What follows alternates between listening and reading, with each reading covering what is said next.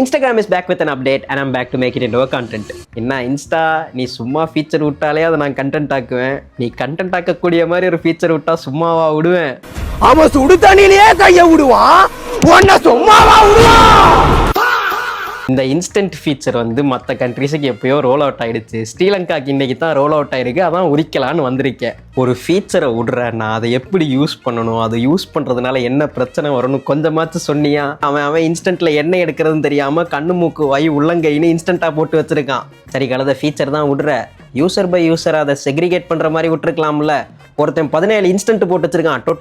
தொட்டுன்னு நான் தட்டிக்கிட்டு இருக்கேன். அதுக்கப்புறம் தான் அடுத்தவனுக்கே போகுது. இது எப்படி ஆஃப் பண்ணுறதுன்னு நிறைய கிரியேட்டர்ஸ் போட்டுட்டாங்க. இருந்தாலும் நான் சொல்கிறேன், செட்டிங்ஸ்குள்ளே போங்க.